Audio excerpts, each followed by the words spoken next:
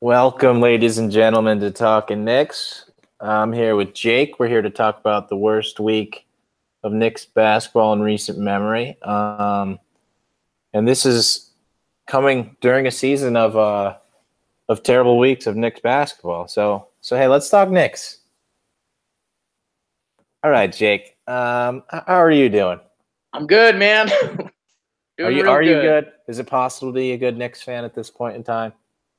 Real tough. A lot of bad weeks. It was Super Bowl week, so we were kind of debating when we wanted to do the pod.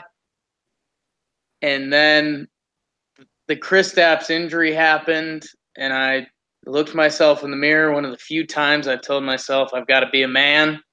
And we have to talk about this. This was supposed to be the exciting trade deadline pod where we were going to make stuff up about getting Anthony Davis and things like that.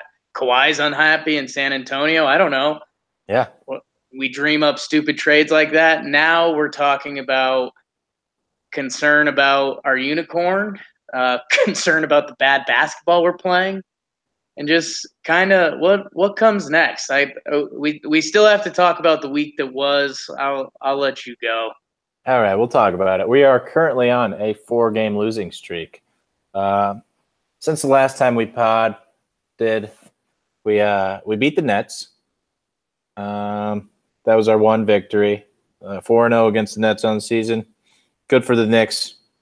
You beat a really bad team 4 times. Which, I mean, that's actually something considering the fact that they've lost to the Bulls 3 times. They've lost to the Magic twice, and they've lost to the Hawks twice. So the sweep of the Nets is goodish. I don't know. It's also terrible. Who cares?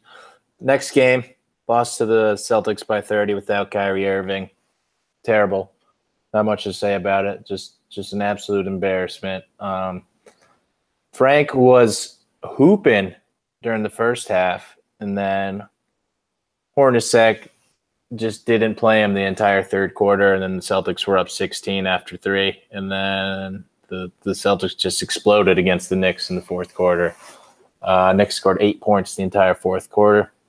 I mean, Frank thing isn't the reason why they lost the game, but it certainly didn't help, and it didn't make sense. It's just another one of those times where Hornacek just has no idea who he should put in the game. Even when someone does a good job, he decides that someone else maybe they'll do a better job. I don't know. You never know. And Greg, not to, because we're going to be digging a hole for a little bit, so I'll just keep digging. It feels so. The Knicks have been losing some games. That's fine. That's been expected. It is what it is. But it seems like some of the little things we've been holding on to this season, like Hornacek was doing an okay job. We were saying, we were getting pretty good contributions out of the bench mob. Frank was playing decent. Jarrett Jack came out of nowhere, this, that, and the other.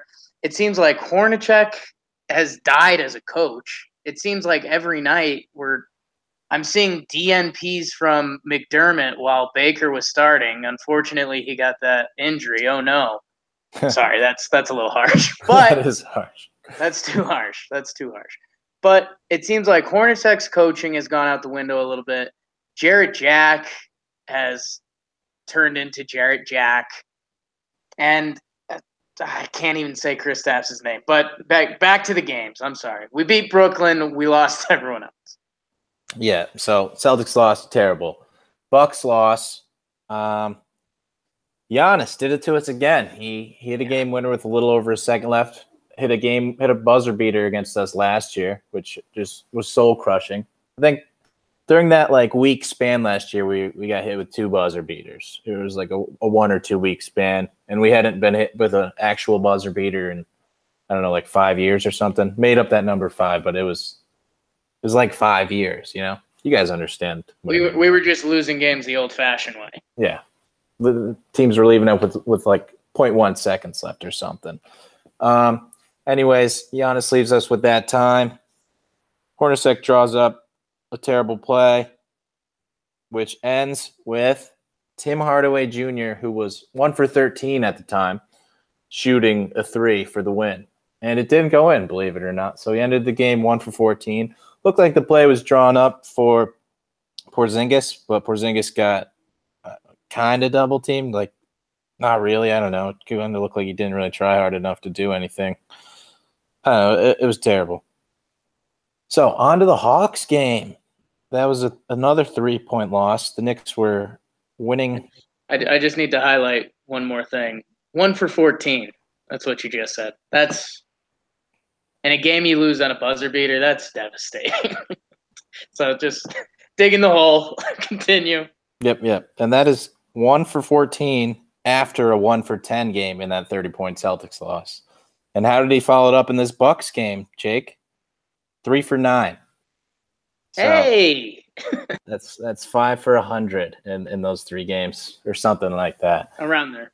Anyways, this Hawks game, we're winning. We're having a good time. Everybody's having fun. First half of this game, the Hawks shot 37% from the field, and they were winning by 6 at halftime, to put the first half in perspective. So the Knicks were terrible. Knicks had some life in the third quarter, took the lead, had a lead going into halftime. 33 points in the third. Yeah. Things were looking good. We were looking live. It gets down to the final, I don't know, 3:32, I think, was left when they call a phantom foul on Bazemore shooting a 3. He misses the first, misses the second. Then the ball's live. Then the refs don't care. Somebody gets the rebound. We start going. We run maybe our best play of the entire season. It was a backdoor Porzingis really nice pass to Tim Hardaway Jr. for an and-one dunk. It's just amazing. Then the refs say, they get together, they say, hey, he was supposed to have 3 free throws. And the other ref was like, that was like 10 minutes ago, wasn't it? And other stuff has happened. But apparently there's a rule that if within 24 seconds you realize something like that, then you could just go back and pretend that time didn't happen. So that was a big swing. That's a 4-point swing for the Knicks if Hardaway makes that free throw, which is a big if. But anyways. And no, it's crazy. If you're a new listener and an old listener, we said Tim Hardaway was 5 for 100. Then that stat wasn't real. What he just said was real.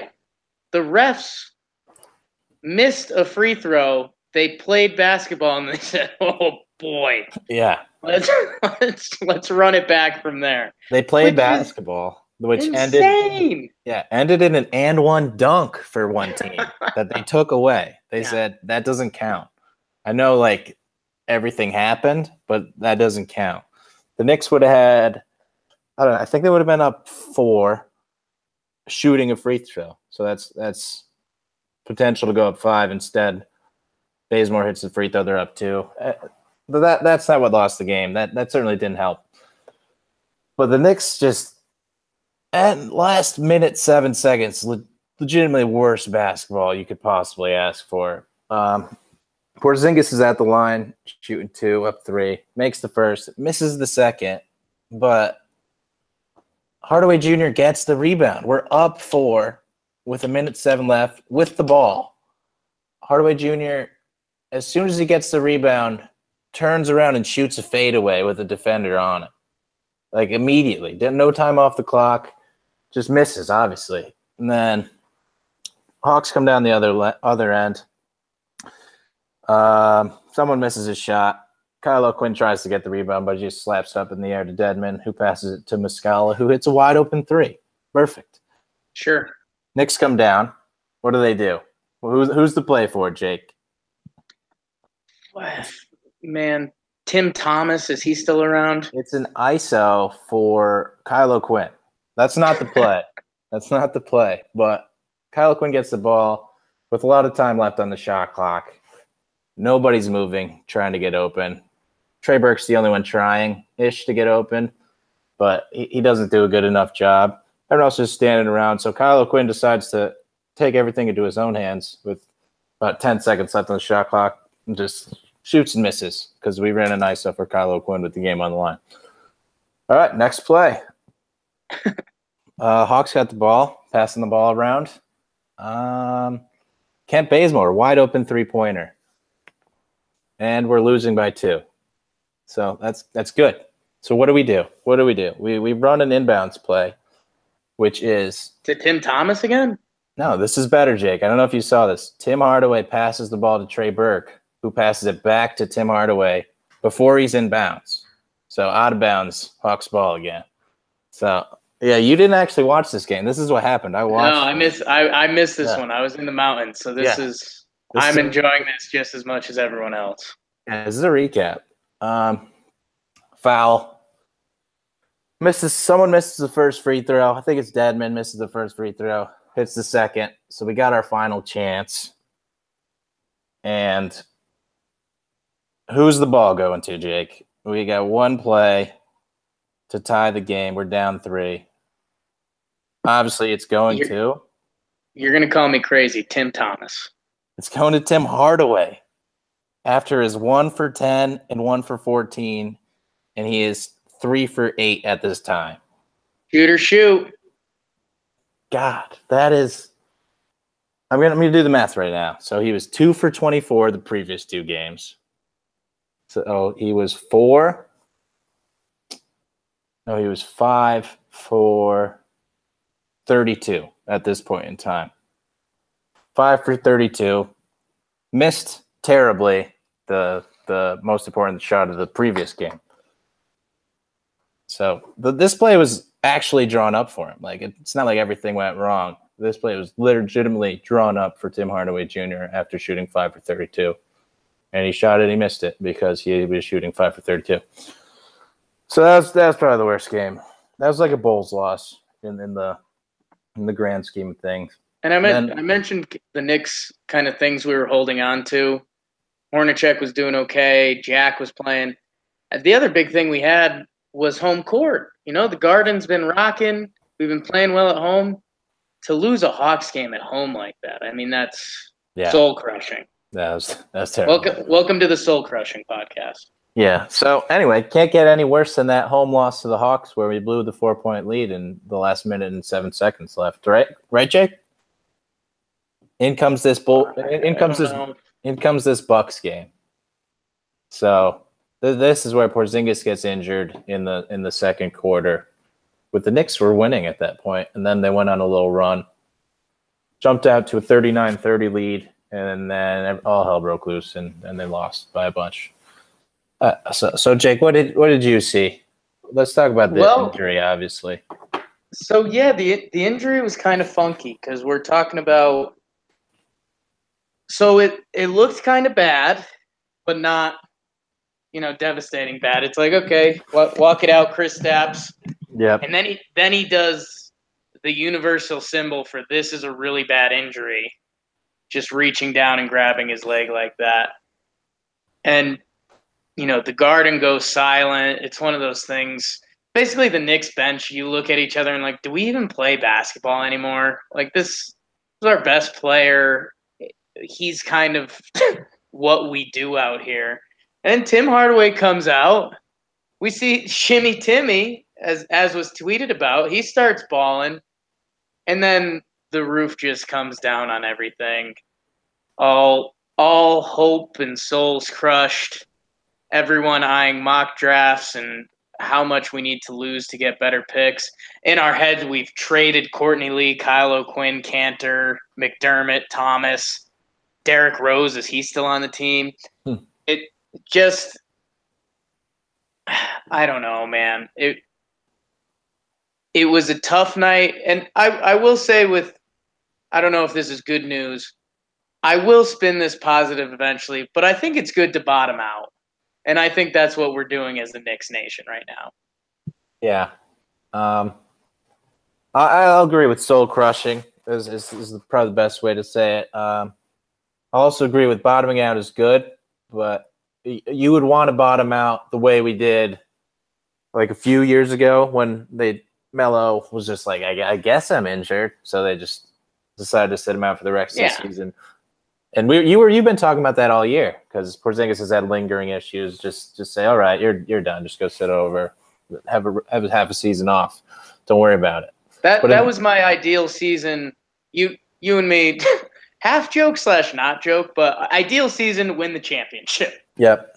From there, it was I respect the value in getting a good draft pick. I loved what we saw from Kristaps this year. the playoff experience, yeah, I think that would have been kind of cool. Would have made Kristaps a lot happier than some of the random stuff we hear from his camp. But we saw special stuff from Kristaps. Develop Kristaps, develop Frank, get Tim Hardaway Jr. involved, get another young, hopefully stud in there, and starting to get us out of the hole. It looks like a clear path to a better pick right now. Yeah. And Absolutely.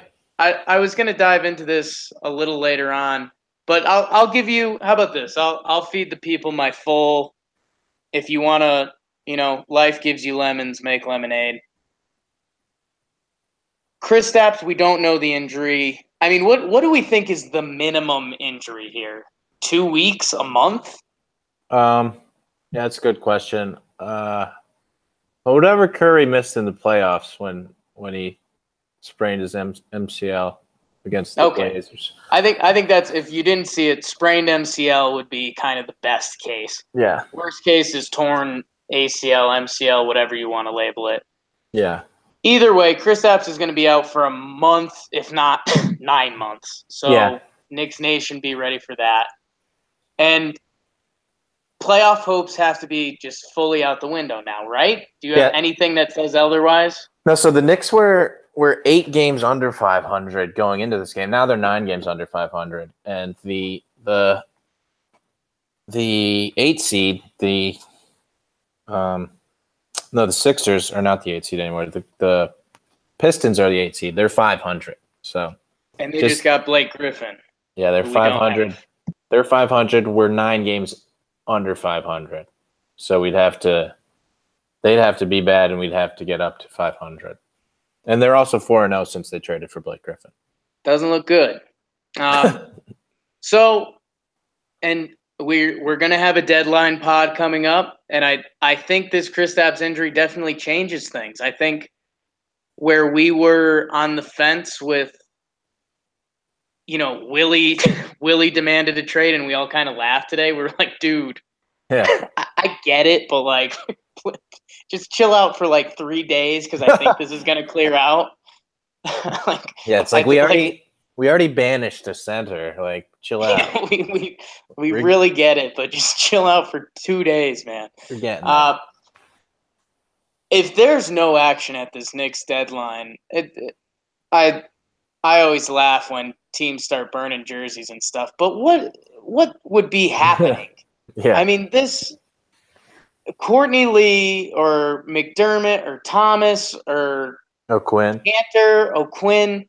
I know the O'Quinn thing I think we've kind of changed on for some contract reasons. But either way, at this point, trades need to be happening with the New York Knicks that have the future in mind somehow. Even if they're second-round lottery tickets, who cares? This year is done. Yeah. And I think the other big positive that's jumped into my head is Tim Hardaway Jr. is going to be our one. He's going to be our go-to. Jake, I don't know if you finished watching the game. I did. Tim Hardaway Jr. got injured. I watched Courtney Lee get injured. I watched Tim get in. Tim's injury wasn't bad though. I don't know about that because they said he got kicked in the same spot. He had the stress reaction where he missed 6 weeks. I can't deal with another Tim stress reaction. Is he the only guy I've ever heard have a stress reaction? I thought they were stress fractures. Yeah, I don't know. Anyways, he jumped off to the locker room on one foot. Either way, he's a question mark too these days. And good. Rack up the L's. Yeah. But when Tim Hardaway does come back, which I didn't think the injury was bad. Hopefully it's not. Maybe it is. Who knows?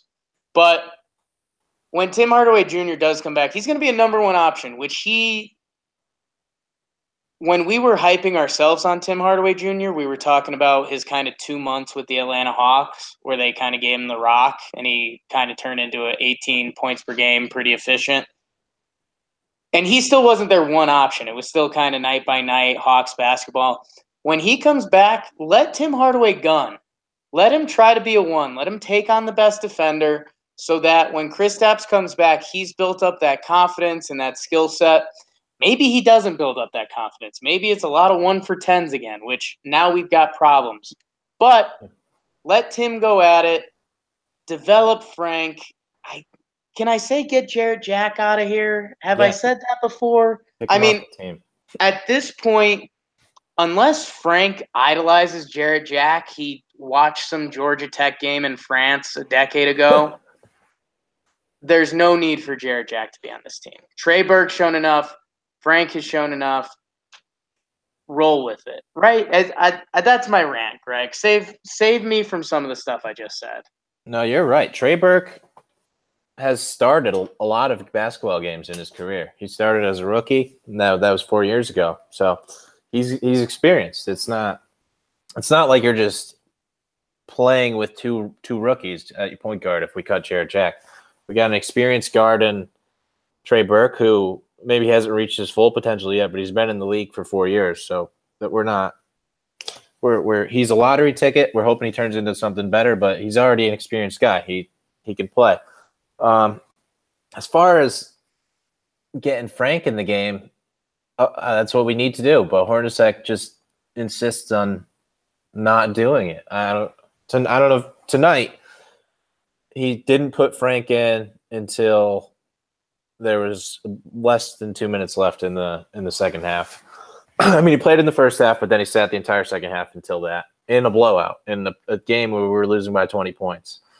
So he got the garbage time of the garbage time. Sorry, Greg. And at first it was we gave it to Hornacek as almost moxie, like, hey, Jeff Hornacek's out here trying to win games. Stop. Yeah. Stop. Play Frank. Yeah. Yeah, definitely. Yeah, I don't know. 2 minutes. He played the last 2 minutes of a game they were losing by 20 after he had already played in the first half. Frank's had a little knee soreness, so a lot of the fans, I think, thought that, okay, he was questionable for this game anyway because of the knee soreness, so Hornacek is probably just resting him.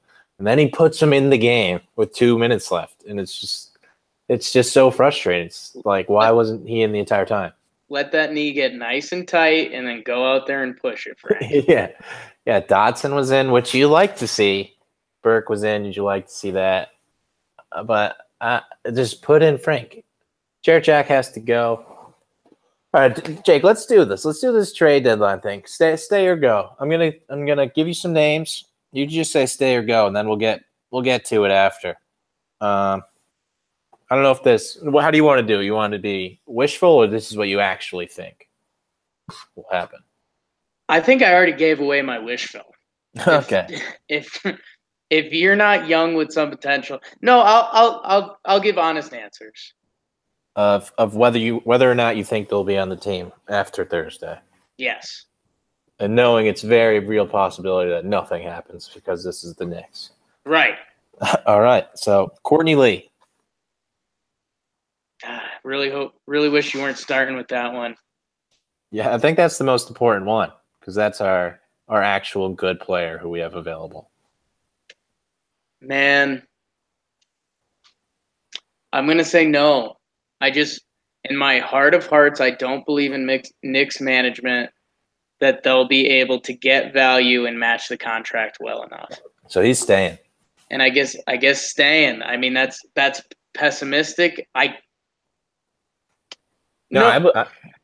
think that's right. It's a coin flip, though, right? Because it doesn't feel as devastating as I just sounded. Because it does seem like, man, he is a veteran that everyone seems to love, and he's adding value playing and being around these guys. So, and the contract's not beautiful, especially when it sounds like the contracts this year, the big money's not going to be going out. Courtney Lee definitely wouldn't be stumbling into his contract this offseason from the sounds of it. Yeah. So I could see that being a little problematic.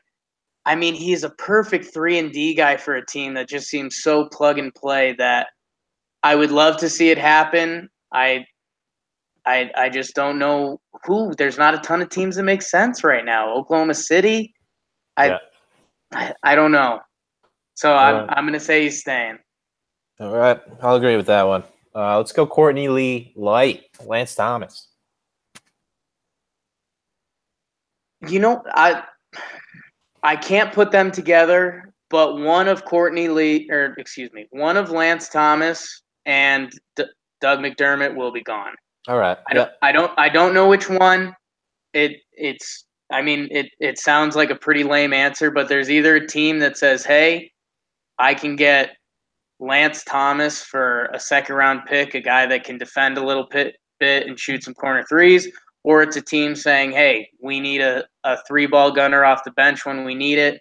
Let's bring in McDermott and see what he's got." One of those two guys won't be here come Friday. All right. Nice one. Agree? What do you think? I really hope so. I really hope I agree. I wouldn't mind if they were both. No, there's no hope. Hope is out on this podcast, Greg. Yeah. Yeah. Gone. I'd say gone. I think McDermott will be the type of guy you package with somebody as a throw-in. He's got a nice contract money-wise to make salaries match. He's going to be a restricted free agent. So, I don't know. Willie Hernan-Gomez, Jake. This is a big one. He's got a really nice contract, so it makes him tough to trade. Steve Mills and Perry said that if they're going to make a trade, it's going to be what's best for now and the future. And Willie's contract would make it seem as though he'd be staying. How about this? I'm going to say no, staying. But with my but caveat, can you say that? Yeah. If Courtney Lee gets traded, how about it's with Willie? Because I think that would be the piece that would put a team over the edge. Because Courtney Lee's contract doesn't look beautiful. He can help a contender right now. You could get, with Courtney Lee and Willie to the right team, you could get a serious piece. Yeah. You can get that fourth piece that I've been talking about to grow with our future. So if a Courtney Lee deal happens, I say Willie's in it. All right. And like I said, I don't think Courtney Lee's going. So at the end of the day, I don't think Willie's going. He's not going to be going in just a normal deadline deal. Like, oh, we traded Willie for this guy. Like, no, that doesn't make any sense. Yeah. He's still like a young dude for us. They've been saying they want like a good pick or a nice young piece. So, like, we're not going to give you our young nice piece for your young nice piece that's been sitting on the bench for the entire season. Exactly. And every team low-key thinks their young nice piece is better than the other team's low nice piece. So that it just doesn't make sense. All right, Jake, I got some breaking news for you. Okay. Kristaps Porzingis suffered torn ACL Tuesday versus Bucks. Oh, jeez. Listen to that noise, folks. So we're all dead inside. That's brutal. That's terrible news. What's best case on that? 10 months? Adrian Peterson did 6. Well, he's a freak of all freaks.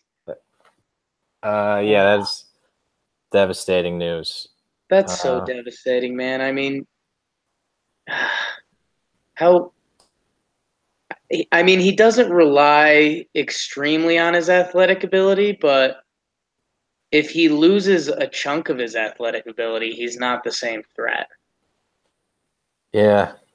This is terrible. This is tough to get this in our heads right now. At least we know. We have to know that we're selling now. There's no everyone on the team should be available. Can we sell Hornacek? Yeah. Is he on the block? Yeah. This is terrible. This is emotions, people. This is what you're listening to.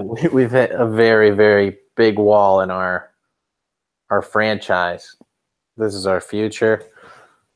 But, I mean, so me and you have had a 3-year plan regardless. So we weren't planning on winning the championship next year.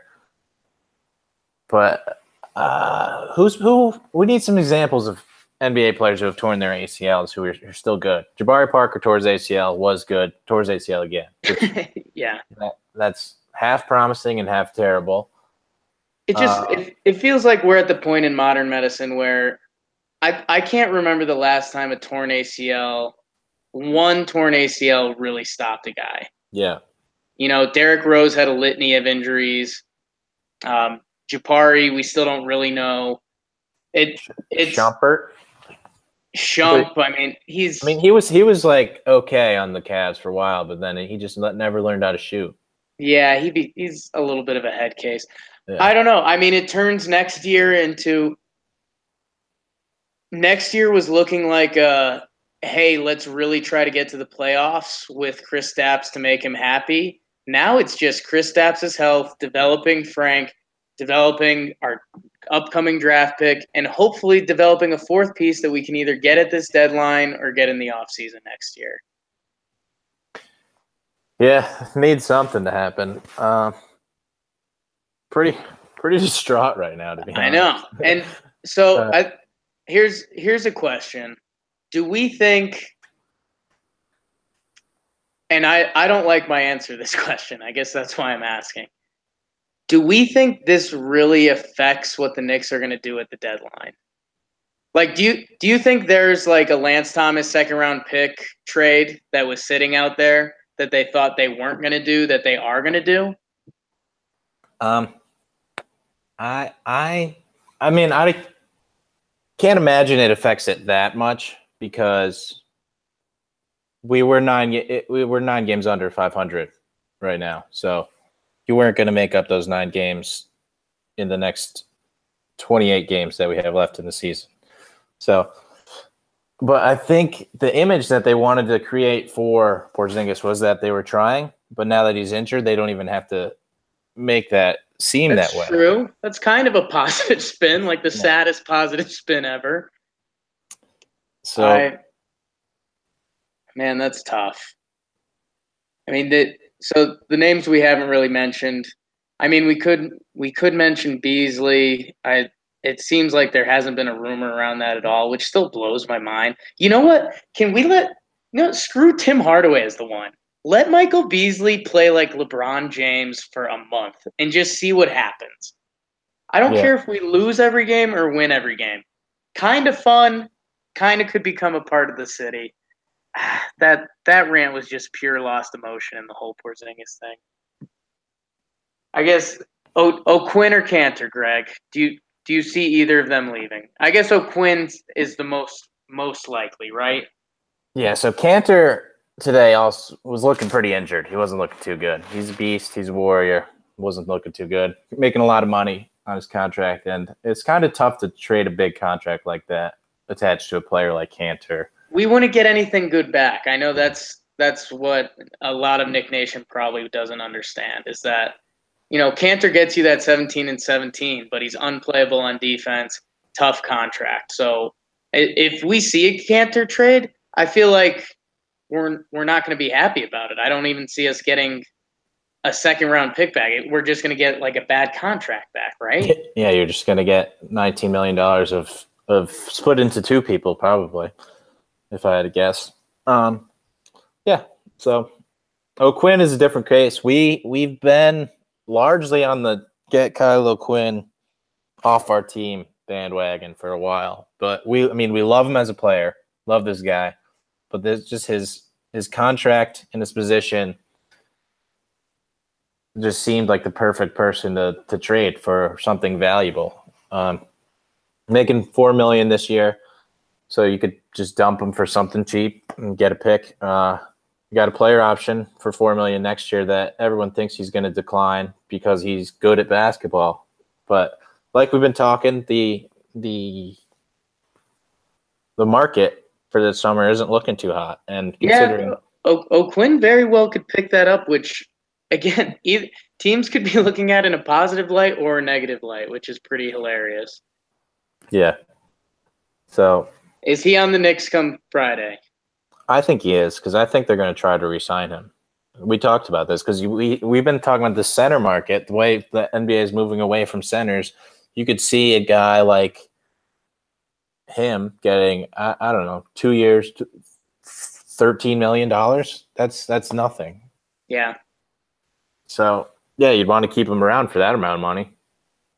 I mean, guy like Tyreek Evans just signed for the league minimum.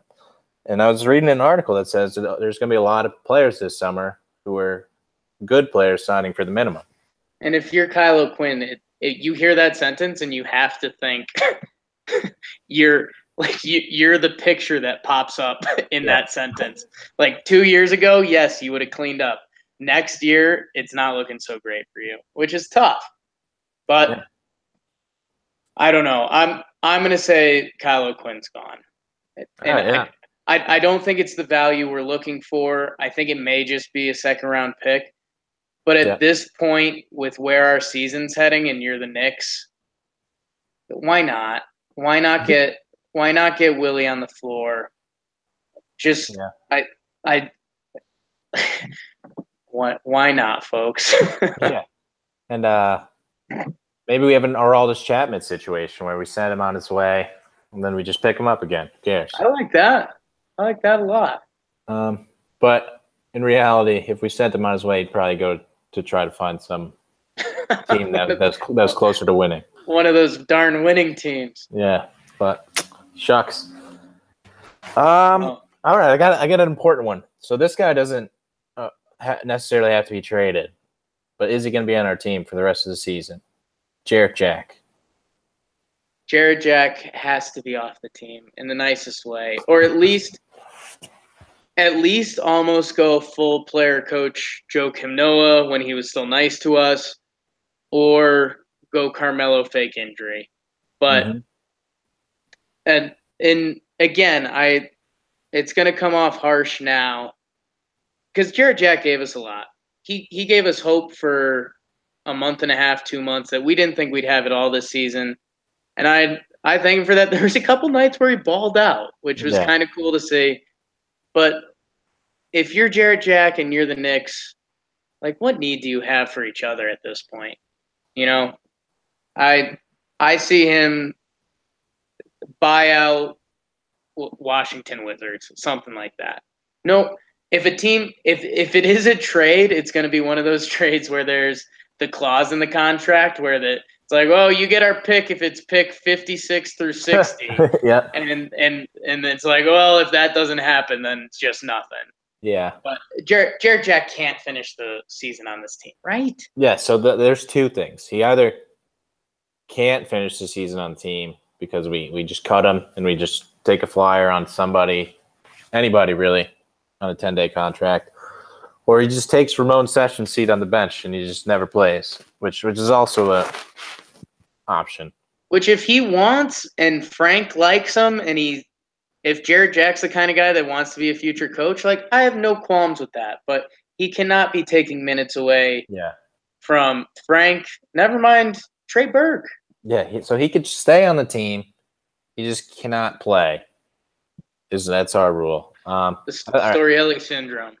All right, I think I got the last one here. Michael Beasley. I mentioned the Bees briefly, and I went on my kind of scared rant when I was still thinking about Kristaps in the back of my head. I honestly don't think you're going to get any value from him. I don't even think teams would throw a second-round pick, which, again, just seeing him play for a ton of games this year, this guy could add a lot of value to a team. But I just think the name on the back is going to scare teams. So I'm team keep Beasley. Find out what he really can do. We've seen him have 30-point nights. We've seen him come off the bench and be an absolute dynamic player. I was half joking and a little emotional. Give him the keys to the kingdom for a month. Let's make Michael Beasley the 2 pick he was that never fully got his chance. And if you're laughing, you should be a little bit.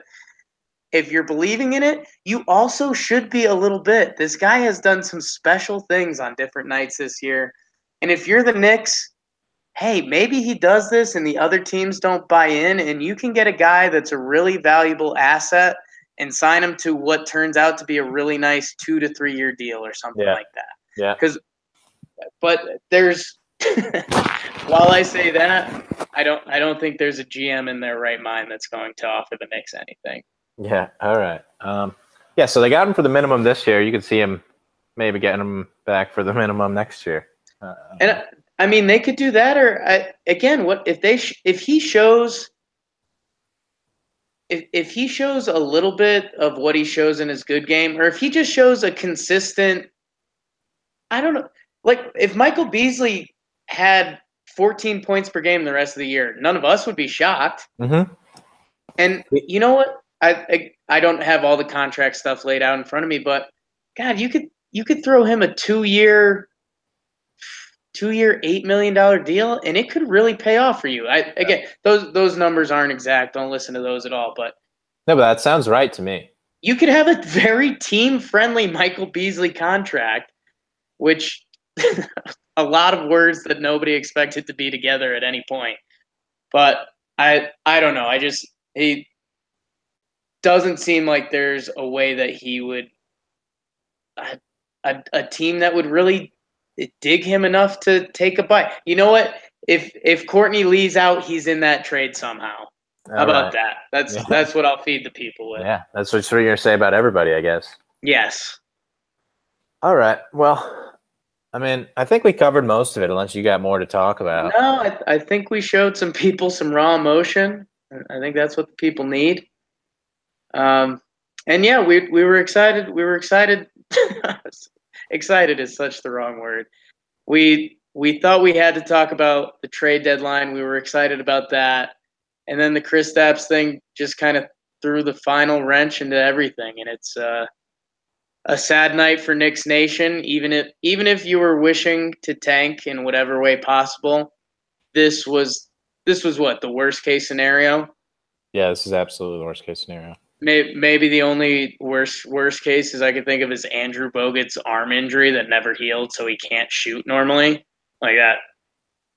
That's the only thing I could think of that's worse. So that's pretty bad. So I think, do we just wrap it up with like a hug and kiss your loved ones tonight, something like that? Like that's honestly what it feels like. And we I don't know. Sorry. We'll be back soon. We're going to do a post deadline pod, maybe again this week. Which you want to see emotion. There's either going to be some real highs or real lows, because there is no excuse for the front office to not do something. Yeah, and that's not an obnoxious fan saying something, because I feel like that could be something an obnoxious fan would say around the deadline, whether it's some team yelling about the end of their bench or some player they like. The Knicks have to do something. I just clap my hands like an angry person. If the Knicks team looks the same as it does right now, that would be very bad. And even if there's one player gone, that's not enough. There's got to be. You want to see 3 guys not on this team anymore. I don't really care who they are, other than Porzingis can stay on this team. Get rid of anybody else, and Frank's staying. Porzingis, Frank, Dotson's probably staying. Everybody else, do whatever. Who cares? If some team's trying to finish a trade with Dame Dot, just take him. Yeah. I know we need something to happen. Prayers for Kristaps, prayers for a trade. I think that's pretty much all I got, Greggy. That's what we got. We hope Kristaps gets better. Hopefully he's back for sometime next season, as early as possible. We'd love to see him. Our favorite player. So get well, Kristaps. We'll talk to you soon.